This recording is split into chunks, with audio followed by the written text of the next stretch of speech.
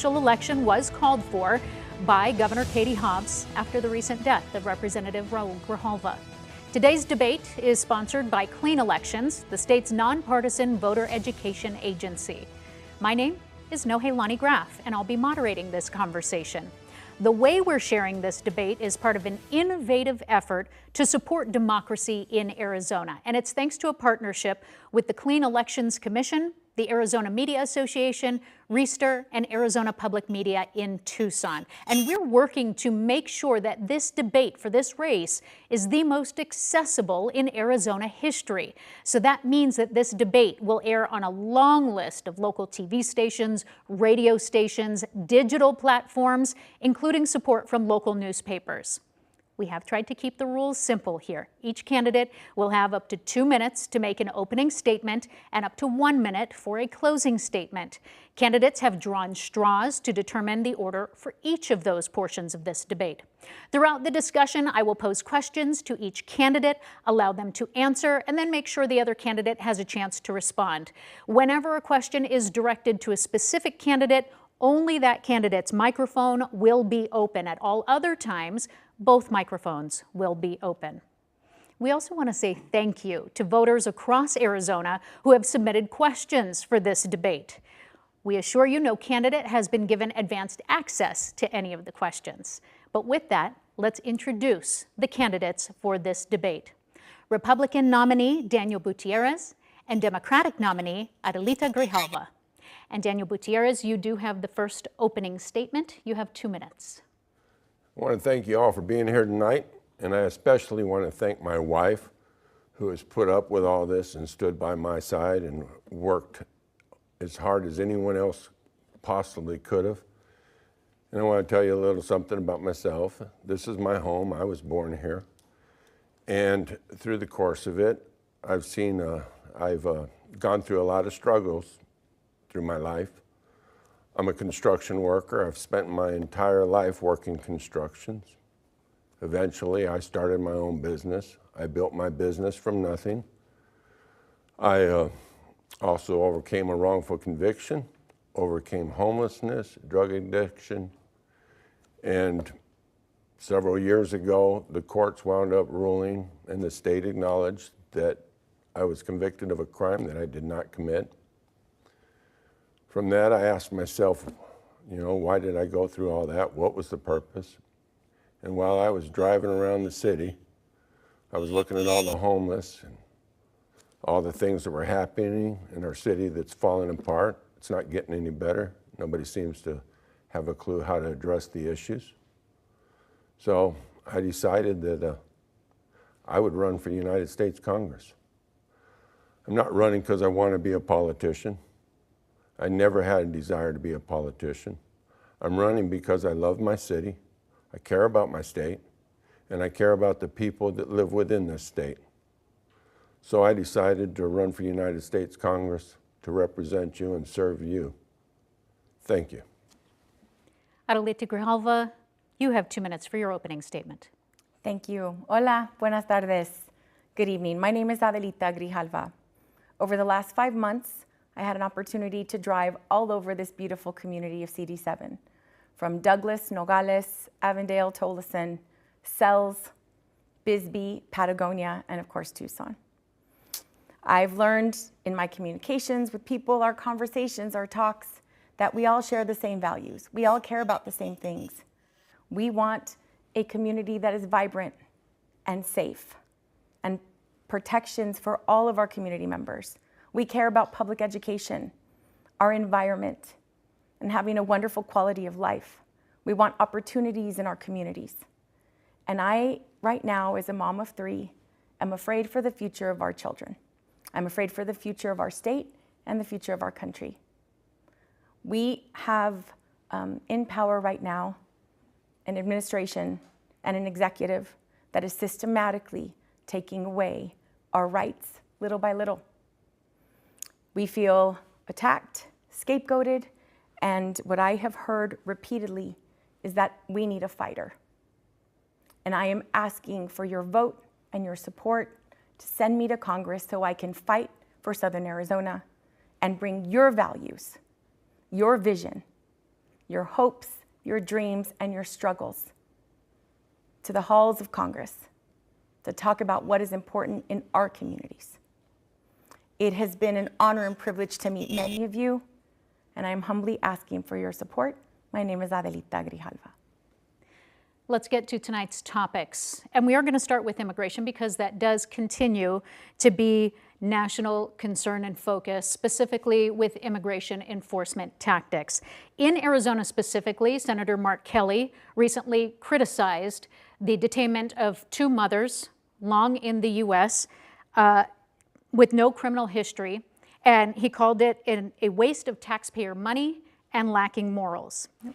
Meantime, Cochise County Sheriff, who at one time saw the highest number of border crossings in the country, says that the president's plan has drastically improved the problem. So first, Mrs. Grijalva, I'll ask you, how do you evaluate the current strategies of ICE, and what reforms, if any, would you propose to balance effective enforcement with protecting human rights? You have 2 minutes. Right now we have ICE and an enforcement that is using inhumane tactics of lying to people, misrepresenting themselves, and targeting anyone that looks like me, someone that looks like Mexican American, positioning themselves all over our communities. And I'm very frightened of what it's going to look like next year when ICE's budget is not double, but 20 times what it is right now. Immigrants generate $71 billion in annual economic output. Into Arizona alone, it's $704 million each year in state and local taxes in Arizona. The militarization of our communities is something that we have to fight against. And what I will fight for is comprehensive, humane immigration reform with pathways to citizenship. We have people in our communities that have lived here for over 2 decades and still do not have a pathway to citizenship. We have DACA recipients that do not have a pathway to citizenship. And with this administration, the rules keep changing.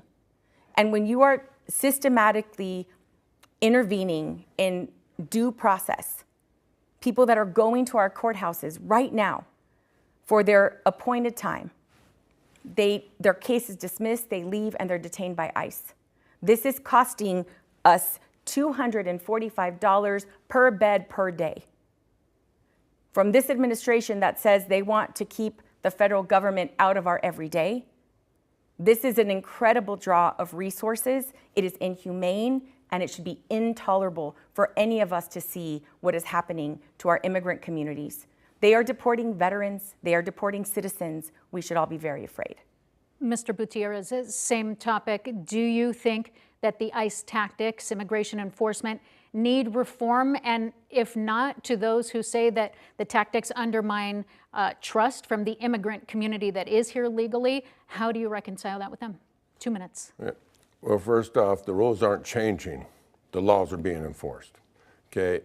The ICE agents are doing what the law requires them to do, not what the administration's requiring them to do. The only thing the administration's requiring them to do is enforce the laws that are already on the book. Now, we're asking for jobs and positions to be makers of the law, not breakers of the law. And what many on the left are wanting, and even some Republicans, there are some, are wanting is people to ignore the law and continue on what they're doing. I believe we need to have immigration reform. We absolutely need to do that. And the gentleman that was in this seat prior to us has spent the last 2 decades trying to do that. It didn't work. So I believe it's time for different leadership, a different direction, someone who has built things, accomplished great things, to go in there and change that. That someone's me. I've seen tremendous migration coming across our border. My opponent may be right, she may be wrong, but it's also costing us trillions of dollars. And it cost us, I know Pima County spent approximately $50 to $60 million on it right here in Pima County. And now they're in a spot where they don't have any money to run our city. The buses are all paid for, and they want to increase our taxes. They went with 414, and the whole community came together, Democrats and Republicans, and voted that down, and I'm hoping we come together here and do a change in Arizona. Thank you. 1 minute to respond. It's a little bit of a conflation of a lot of different issues. One, I believe, was speaking specifically about the asylum seeker program. That's a federally funded program, did not draw from our tax dollars here locally. And then a completely different conversation about the free bus system in the city of Tucson, where I think that the federal government needs to intervene and support is local solutions to bigger problems. And that's one of the things that has happened, and those cuts have happened as a result of this administration. So when you look at HUD getting a 44% cut in being able to build affordable housing, that's going to negatively impact our local community here. When you see cuts to our health department, mental health, physical health, all of those are going to continue to provide services. Those programs being cut, we're going to exacerbate the problem. And one of the first things that I want to do when elected is to sign on to the Protect Sensitive Locations Act. So we have our schools, our churches, and medical facilities protected from ICE. Yeah, I'm going to give you a minute to respond to that also, Mr. Butierez, but if you can stick with immigration for now, we'll get to more topics later. And you mentioned that you do believe there needs to be reform. Do you have specific steps that you would add when it comes to immigration? 1 minute, please. Okay. Well, for starters, we need to get all those that came here during the last 4 years, get them back out of the country, because what's happened is our courts are overwhelmed, they're packed, we don't have enough judges, we don't have enough attorneys, and those that came in here the right way get moved to the back of the bus, per se, because criminal cases go prior to civil cases. And those that are trying to come here the right way, haven't broke any laws, they're trying to do it the correct way. The ones that came across here illegally have court dates, and we have to justify whether or not they came in here legally, whether they have true asylum cases, and determine that, and either ship them back to the countries they came from or let them proceed on through the process. So to be clear, do you support people who have been detained attending their court dates as they're supposed to, and then they're being removed at the courthouses? Or should that be refined? You know, I'm not as familiar with that as you know, a lot of people, and I got a lot of hearsay on it, read some case on it. I'm with them if they've broken the law and the judge sets it back, because they came in here, they flooded us in here. So what's trying to be done, in my understanding of it, and this is from the immigration attorney, that once the court grants that ruling, then they go back to square one and they have to come through the process the correct way, which most of them did not. Mrs. Grijalva, 30 seconds on repairing the system.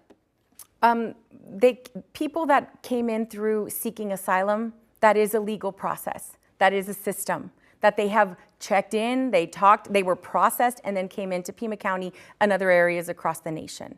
The reason why we know where people are is because most have an ITIN number, a tax identification number. Why do you think we have ICE agents going to people's houses asking for specific information? People are not hiding. They are being taken out of their homes when they're contributing to our communities. Let's talk and refine a little bit more about infrastructure and border security itself, because the barriers, the wall itself has gotten mixed results. They want to extend more with this administration, build more. So do you believe that the infrastructure investments so far can be measured and justified by the cost? Mr. Butierez, I'll start with you first, 2 minutes.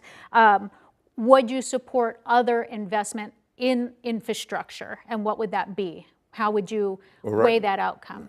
Well, right now we're expanding the port of entries, which needs to be done because it will profit both Mexico and us. The ports are too small.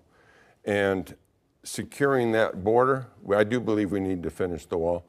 I do believe I would be more qualified than my opponent in that aspect, because unlike my opponent, I actually know that there's more than 3 ports of entry. There's actually 6 major ports of entry and several other small ones. We have San Luis 2, Lukeville, Nogales, Douglas, and Mariposa.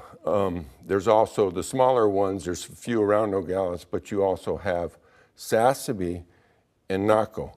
Sassabee is the port, is where the migrants were supposed to come through, is through Sassabee, but it's been closed. So all those that entered Mexico, entered Pima County, have entered this country illegally because by law you have to come through a port of entry. You can't just cross anywhere across the border you want. So they didn't come in the correct way to get it. They allowed them to have asylum, but they did break the law when they entered this country.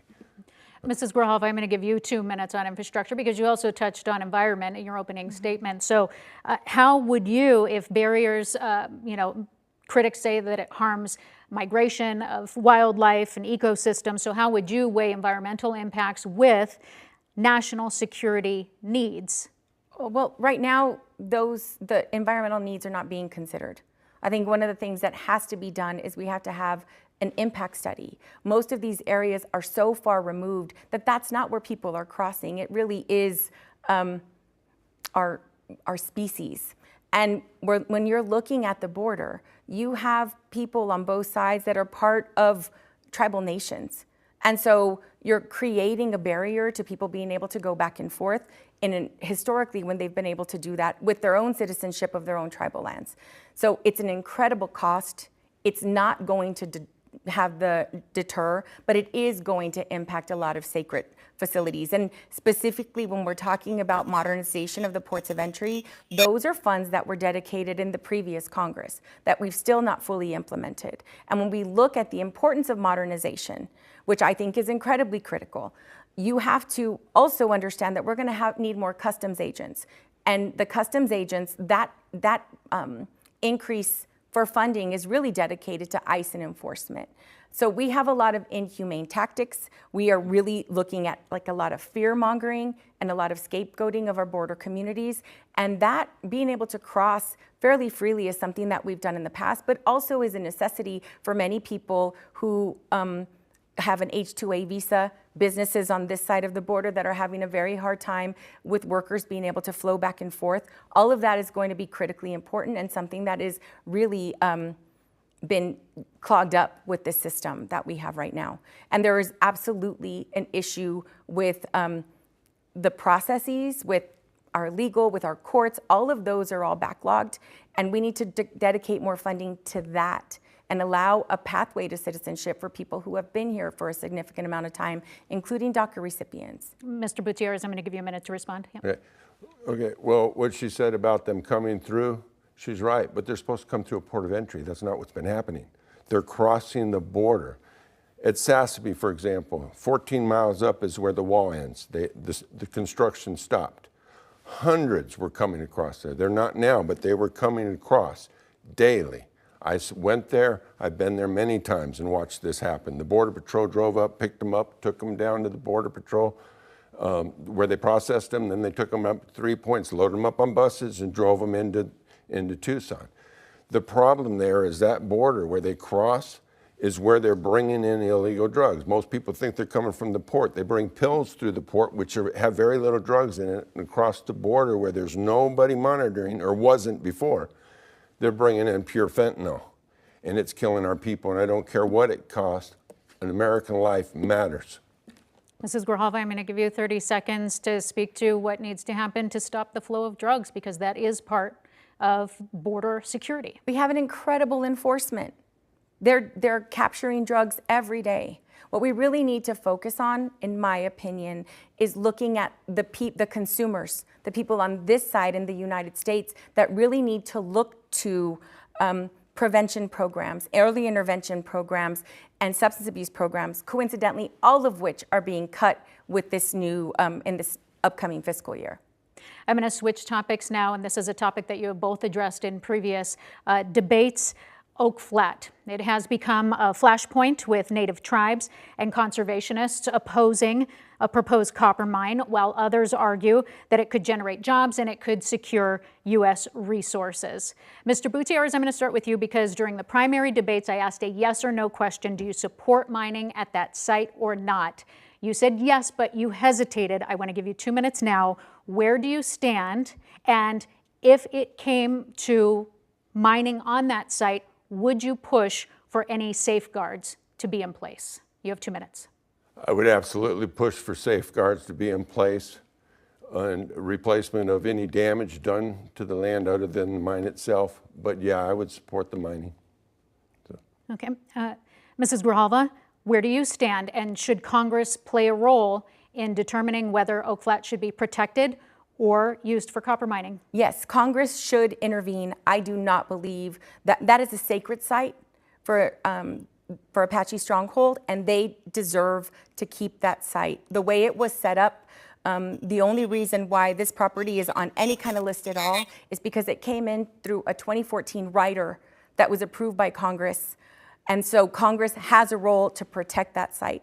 And we have to look at what is governing mining right now. It's an 1872 mining law, 1872.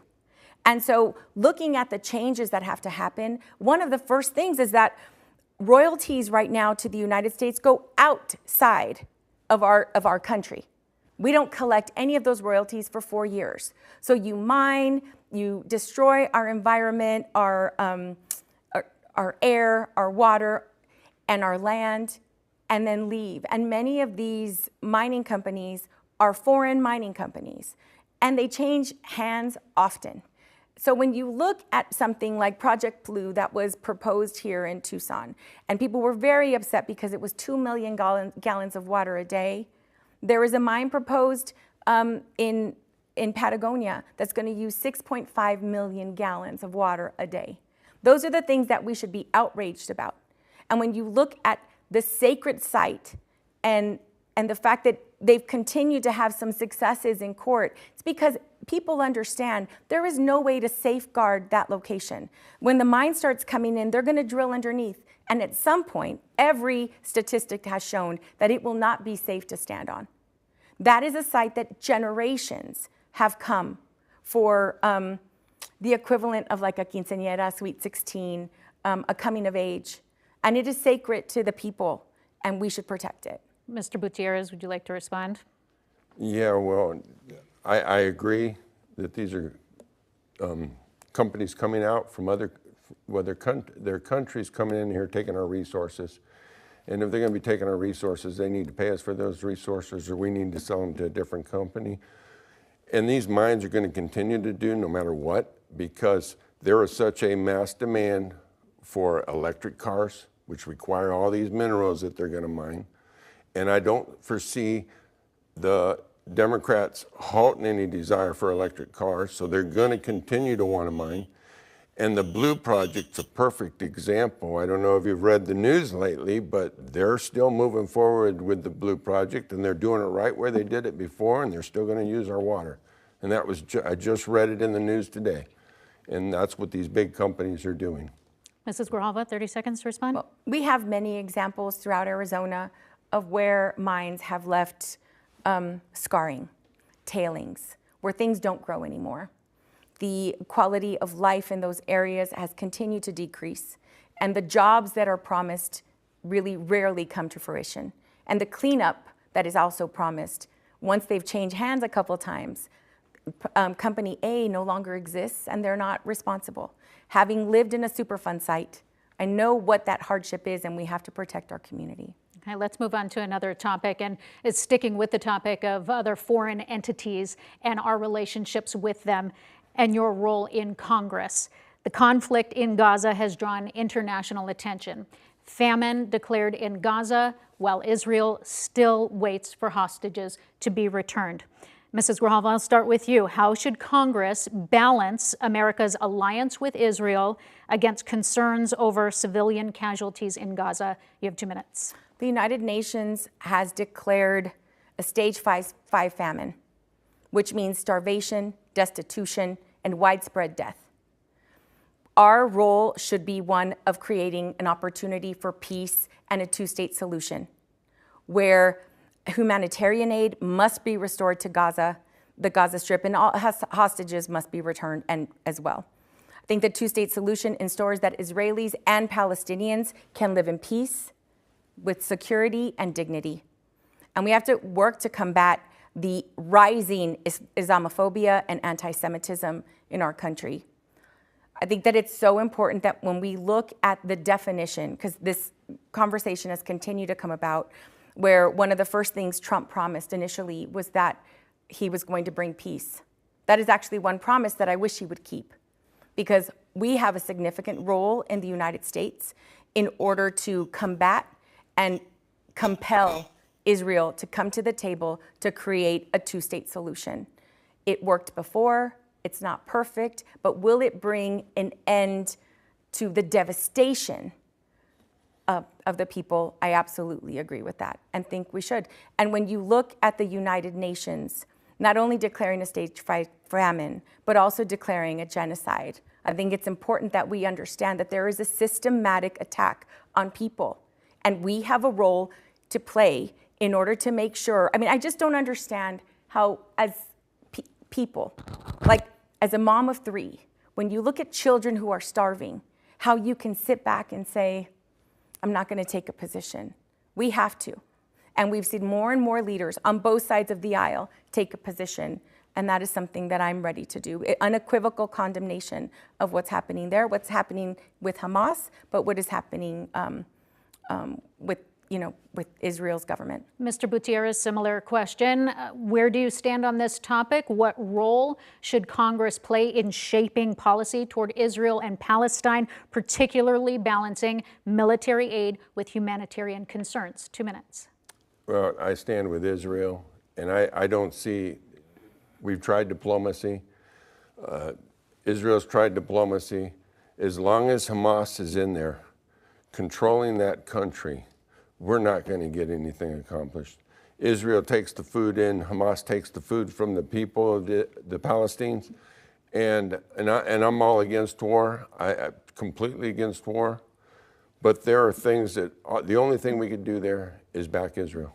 I mean, there's nothing else going to happen. You're not going to get Hamas to come to the table. They're not going to sit down. They've tried that. And granted, Israel shouldn't attack Hamas either when they did that. Or it was Iran, I'm sorry. They didn't attack Hamas, they attacked Iran. I don't see Hamas ever coming to the table. Their only desire is to see Israel's dead. So, Ms. Grijalva, you have a response, 1 minute. Yeah, I think that we need to get away from this idea that if we're critical of the Israeli government, that we're anti-Semitic. The same way I can condemn Hamas, I am supportive of the Palestinian people being able to live in peace, security, and dignity. Israelis should be able to do the same. I can be incredibly critical of Trump and still be a very proud American. We have to compel Israel to come to the table and negotiate in peace. There is no way for us to do this otherwise. We are an ally, and they do depend on us. And so when you look at the aid that is being provided by the United States to Israel, there are also humanitarian laws that are in place. And Israel has to work within the law.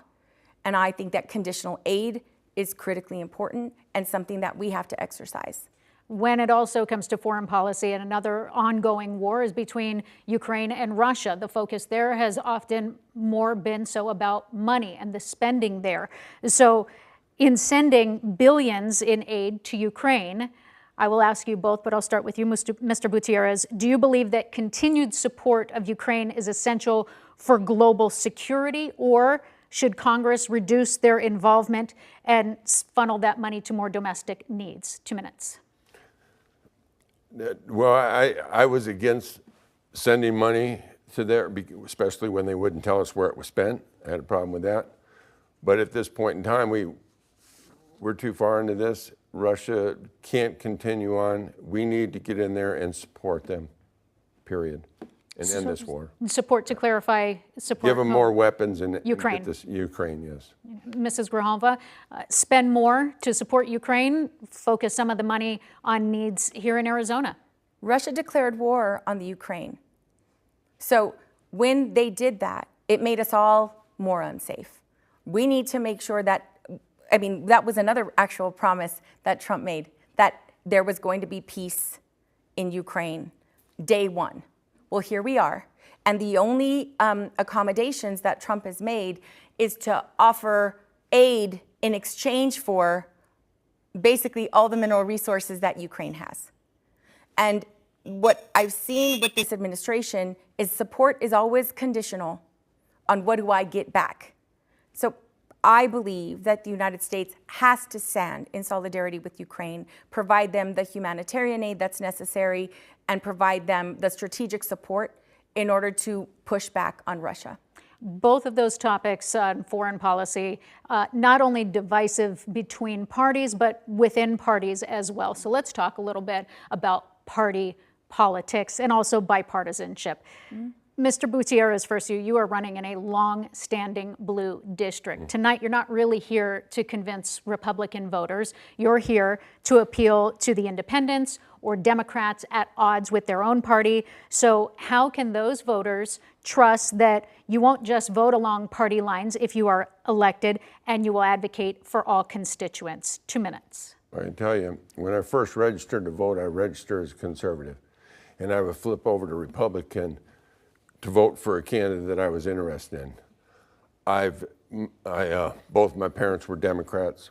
I never aligned with the Democrats. I can remember telling my dad, "Dad, you're not a Democrat." And my dad believed in holding people accountable and yada, yada. I just said, "Dad, you are not a Democrat." Well, he was in his 80s when he realized that he wasn't a Democrat, but it took a while. I believe we used to be more united 20 years ago. I was with my son's mother. She was a Democrat. I was a Republican. We never had a problem. Until recently, the parties have become so split within themselves that we're fighting with each other. We're fighting with our own parties. The Republicans are fighting with each other. The Democrats are fighting with each other. And I got into this race to unite us together as one, again, to be, so that we can sit down with our relatives and have dinner. And it's going to be a tough job, but I've been pulling a lot of Democrats in, and I actually have a lot of Democrats that are out door knocking for me. So, Mrs. Grijalva, to inter-party fighting and politics there, your opponent says people are ready for change. Your late father, respectfully, was the first in Congress to call on President Biden to step down, citing health and age. Younger voters are calling for generational change. If you were elected, would you support term limits, and what would you think are appropriate, considering a president can serve 8 years? You have 2 minutes. I think that it's important that when we're looking at the divisiveness of our two parties, that we have a lot of people registering as independents. I think there are people that are very specific on issues, and I think that that's critically important. And one of the things that I focused on in this campaign is about policy. America is hurting right now. And we have young voters that have never experienced a functioning democracy in their lifetime. 18 to 25 years old, we have a generation that has been disillusioned by both parties because they feel nobody is speaking up for them. And so when the question comes up, my father was fortunate enough to represent this community in Congress for 22 years. Overall elected to offices for 50 years. I believe that every community deserves the right to elect their own representative. They get to decide who is the best speaker for them, who is going to carry their message for them. And so I don't believe that has to do with age. I think it has to do with integrity and values and who is speaking truth to power for your community. And having had the opportunity to visit with so many people in CD7 from all parties, what they admired is somebody who is unapologetic for Southern Arizona. And that is what I am running to do. I do not believe that term limits is the solution to what is happening in a very dysfunctional environment. The question was asked, how are you going to work amongst? Part of the problem is that it's difficult to negotiate with extremists. And so we have to go in there with talking about policies and values and less about political posturing. It does become more polarized, though, by the day within Congress, and it is harder to pass legislation. So, Mrs. Grijalva, for you would be in the minority if you were elected to this position. When we previously saw the vote on the most recent federal budget, there were several members in Congress, in the Senate rather, who said they did not like the budget, but there were lines in their item lines that supported needs in their state. So I will ask you first 2 minutes, if there is something that is up for a vote in Congress and they are willing to give you something that would benefit Arizona, maybe it's protecting environmental lands, would you be able to break with your party if it benefited your district? You have to look at the holistic. And I think when you look at the holistic and the number of people that are going to be kicked off of Medicaid, when you look at the number of people who are losing their jobs, the attacks on the Department of Education, on the Department of Labor, you can't look at one little piecemeal. And that was the frustration, is Trump worked that one member, that senator, different times to say, well, I'm going to exempt you from this. And how un-American for you to throw the rest of the country under the bus in order to save yourself. I think it's important to work within the system that is created, but if these senators and members of Congress were honest with their communities and what they sold them out for, they wouldn't get reelected. And so I am going to be a voice for Southern Arizona if given the privilege to represent the community in Congress. And I think that that is where I am beholden to the people of this community, not to anybody else, no special interest. And when you look at these specific programs that may or may not benefit your community, you have to look at it as a whole, because as a whole, with that horrible bill, Arizonans are going to lose. Mr. Butierez, if you're elected, you would not be in the minority. So how would you make sure that your district concerns, water, border management, are not overshadowed by national party agendas if they didn't align with what you saw needed to happen in the district? Well, thank you for that question, because I have said this before. The biggest thing is that I would have the majority in Washington behind me. The next big thing is they would want me to win again next year. So I would obviously have to bring resources to Arizona that would make Arizona want to elect me again next year. And as I've told many people, that there's another election next year. I could bring the resources. If I don't bring the resources, they can have it at another primary, and with the Democrats and the Republicans, and elect somebody else. And that's what I'd be working for, to make sure that they unanimously voted for me again next year.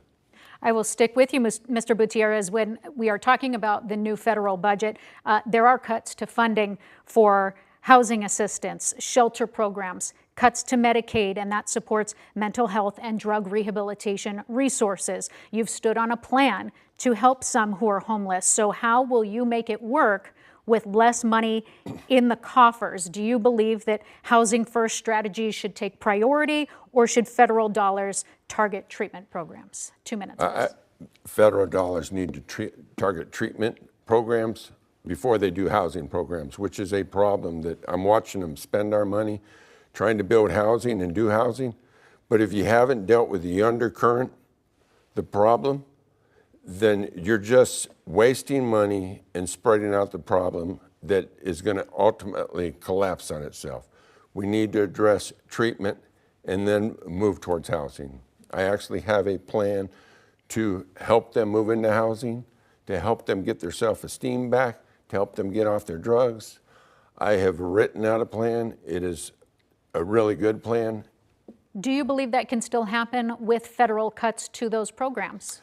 Actually, Trump already came out and said he would spend whatever it took to address those issues. So they're already setting the money aside to address the homeless crisis and the drug crisis. Ms. Grijalva, I'll come to you with cuts to those services. And again, we talked about you would be in the minority. So is there something that you fight for under the umbrella, if you have to choose something to really stand on under the umbrella of, say, Medicaid? What would that be, and how would you get those dollars back? The problem is that this administration is willing to sell out the American people to provide big tax breaks for the 1%, and also add to our national deficit, which is what I thought the Republican Party specifically was against, adding to the debt. So I found it really fascinating when Trump utilized his sort of, whether he was tweeting on X or on Truth Social, talking about targeting individual members publicly if they didn't support these initiatives. These are cuts, these are real cuts. And the unfortunate part of it is that most of them are going to come to fruition after the midterms. Not a coincidence, I don't think. I mean, I think, you know, it's going to be a lot harder to get elected when you have, specifically here in Arizona, 383,000 people kicked off of Medicaid. 142,000 of those are children. These are programs that fund SNAP benefits. They fund programs in our schools for occupational therapy, speech therapy, physical therapy. Those are all going to be systemic devastation to so many of our systems. We have 5 rural hospitals, 2 in CD7, 3 that are nearby that serve CD7 residents that are in danger of closing because they are almost fully funded by patients that are on Medicaid. Those are real life situations, and that's what we have to fund. That's what we have to work to fund, and we have to highlight to the American people that the only people who are going to be able to reverse this is them, is the voters. In 30 seconds, do you partner with local governments to ensure accountability, since it is now up to states to fund those programs themselves? There's no way. In some instances? Yeah, there's no way that, like, Tucson, the city of Tucson, for example, is going to be able to absorb the $5 million cut that they're going to see in the community block grant programs. There's no way that we're going to be able to absorb in a system like Tucson Unified the federal cuts that are coming. There's no way to absorb it. So what's going to happen is we're just going to have people without. Mr. Butierez, I'll give you a minute to respond. Well, she's right. There's going to be a lot of people that suffer through that, especially in CD7, because we are run by social programs which are collapsing on themselves. The free bus rides in Tucson here, we need to stop that, address that crisis. We have too many programs where they're just giving money away here in Tucson, you know. And I had someone say that Mrs. Grijalva was a communist, which isn't true. She's a progressivism, and there's a difference. Communism takes away a person's property. Progressivism lets you keep the property, and they take away your profits. So. Mrs. Grijalva, 30 seconds, respond. I do believe that people should pay their fair share, and I don't think that that's happening with this administration. And when you look at someone who's going to make $783,000 a year, getting back $70,000 in taxes, and somebody that's making $23,000 a year getting back $10 in their taxes. That's the difference. The people that are at the top of in the financial system, you know, you're making more money, you should pay your fair share. Let's talk briefly about school choice and vouchers. School choice vouchers have been expanded in Arizona. Some want to use it as a national model even. Several recent investigations have shown some families are using the money for lavish purchases. But there are also others who say that this does provide a path for families to have other options that they otherwise wouldn't. So do you support further expansion of vouchers? Do they require more oversight? Mrs. Grijalva, 1 minute. I absolutely do not support vouchers. I don't support the system in general. I think is it a systematic attack on public education. And when you look at the accountability, there isn't any. There isn't any. You can buy $2,000 worth of Legos, and our Arizona school superintendent is allowing those purchases to go through. People are going on vacation, going to Disneyland. These are funds that are helping to support all of our children in Arizona. And I believe that parents should have the option to choose whatever education system they want for their own child.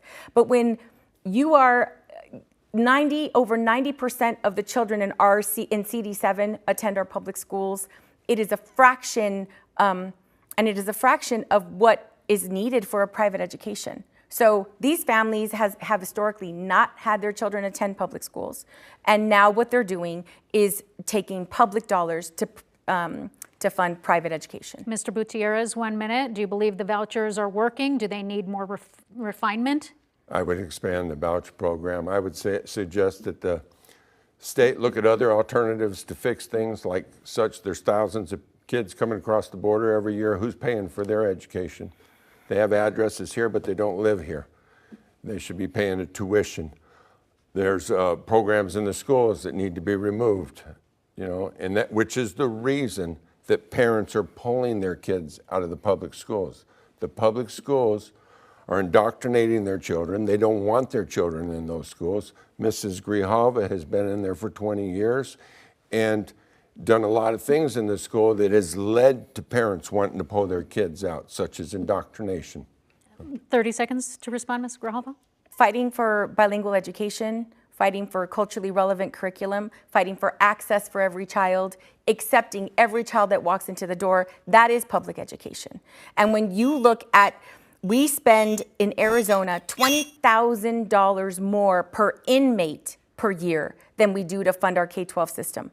If we want safer communities, if we want smarter investment, it should be in schools, not in prisons. Do you believe that teacher pay and classroom resources should be a federal priority or left to the state legislatures? 30 seconds. I believe that the bar should be set for federal priorities, and then every community that also has tax bases and that kind of thing can supplement that.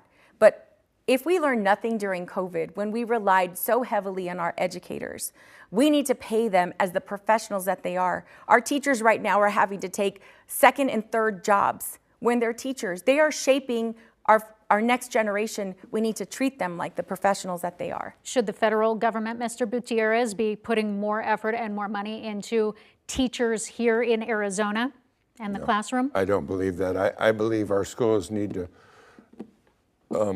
work on what's going on internally, because as I've said before, Arizona is 5th in the nation, okay? That's where our education is, our children. You got Iowa that spends less per kid, and they're number 2 in the nation.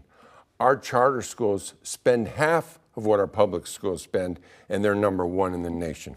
Mrs. Grijalva, 30 seconds. Yeah, when you look at, I mean, you're seriously comparing apples to oranges here. Our charter school systems can cherry pick students. They can decide who's going to be enrolled and who isn't. And when you look at the devastating cuts that Trump is enacting, it's $1 billion a year, almost $1 billion a year to abolish the Department of Education. That's something that we cannot recover from, and public education is the one thing that opens doors of opportunities for everyone. I'd like to do just a couple yes or no questions before we get to closing statements here, mainly with the economy. If tariffs increase costs for Arizona families, would you support federal relief or subsidies for small businesses and households most affected? Yes or no, Mr. Butierez? Yes. Mrs. Grijalva, yes or no, federal subsidies for small business and households? Yes. Should Congress have more authority in approving or limiting presidential tariff actions similar to its role in war powers? Yes or no, Mrs. Grijalva? Absolutely yes. Yes or no, Mr. Butierez? No. No. Okay. Okay, I'd also like to ask you a little bit more on water as well. We've got time for a short section on that. As we do face a historic drought, we all know the needs here. The water rights contract in the West still being negotiated as well. So what role should Congress play in ensuring sustainable and equitable water access for Arizona? 1 minute, Mr. Butierez. I believe our federal government needs to come in and regulate it for things like the Blue Project that's coming in, and they're just going to take our water. We need that water for farming. We need it for industries. We need it for our tribes. I think it's wrong that companies are just going to come in and do whatever they want with our water. That's where I stand on that. Mrs. Grijalva, how do you balance economic growth, development with the need to conserve limited water resources, and what role should Congress play in developing Arizona's share? Arizona must get its fair share of water. And I think that farmers in California need to do their part, just like the farmers in Arizona are doing our part. Some of the most creative conservation systems are happening here in Arizona. And every basin state must contribute to a long-term solution for sustainability and long-term conservation efforts. But we also have to rein in these corporations that are drawing an incredible amount of water. So here we are trying to make sure, I'm watching my kids making sure they turn off the water when they're brushing their teeth. We're doing our best to do our conservation efforts, but it is a literal drop in the bucket to what companies are doing. And Arizona must also address its own responses to limitations for existing water supplies. And Pima County has done an amazing job with wastewater in trying to rebuild our aquifers and replenish our aquifers, and we need to do more of that. Mr. Butierez, agriculture itself is a major need of water, but it's also a big economic driver. Would you support shifting toward less water-intensive crops, even if that hurts short-term farm revenue, or do you see a different solution? 1 minute. I would not change the crops that we need because we produce what we have to produce. Mexico produces what they need to produce. Each state produces what they produce. Yuma is lettuce. Lettuce is the big thing in Yuma.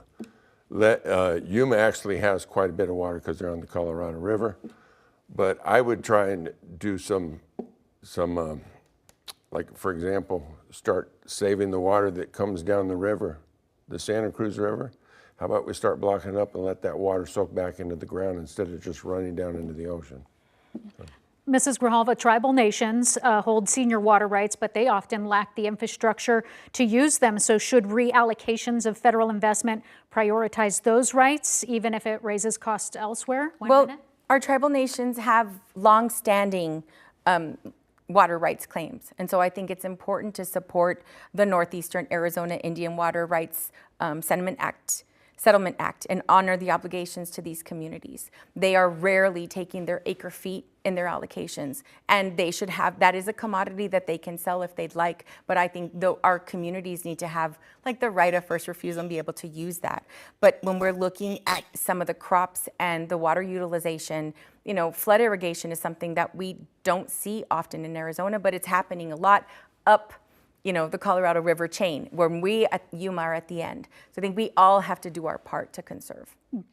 Does Congress, or would you in Congress, fight for more for Arizona because we split it with several states? Ms. Grijalva, you first, 30 seconds. Well, I think that it's important for us to stake the claims of the allocations that we have, ensure that our tribal nations are getting their fair share, and making sure that everyone is conserving all the way down. Water is a precious resource that is declining. We have to acknowledge the fact that we are in a climate crisis, and that Tucson and Arizona have had hotter days last year, and we continue to break records. So our water is reducing in the basins. Mr. Butierez, would you fight in Congress so that Arizona gets more of the pie, or do we have to work with what we've got? Briefly. I would fight to get more of the pie because we are a hotter, drier climate than most states. Yeah. Okay. I do appreciate both of you for participating today. That does bring us closer to the end of our time, and so we will get to our closing statements. You each are going to have 1 minute. If you go a little over, I will politely interrupt you and cut you off.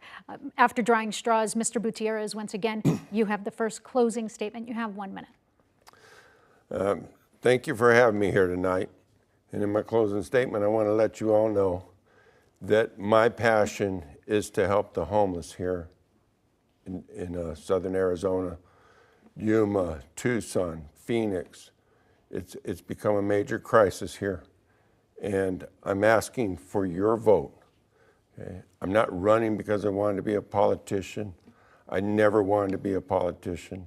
I'm running because I am the person who can help our homeless, who can get them off the street and get them back on their feet to becoming productive members of our community. So if you would, I ask that you vote for me. Thank you. Mrs. Grijalva, you have 1 minute. Thank you so much. I was born and raised in southern Arizona. I know how important it is to have representation that is true. Someone that looks like you, someone that shares your roots, your hopes, your dreams, and your struggles in a position of leadership and making decisions. Representation is about the collective voice. It's not about one person.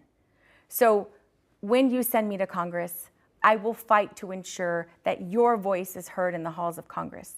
When I'm fighting for environmental justice for all, for Medicaid for all, for raise the wage, for the Equality Act and the Ending Homelessness Act, those are my priorities. I want to be your voice in Congress and share the voices of Southern Arizona loud and proud. And I will always remember who sent me to Congress. Thank you so much for your time and attention. My name's Adelita Grijalva, and I'm asking for your vote. We appreciate you both. A reminder, early voting starts tomorrow. On behalf of all of our partners, thank you for joining us.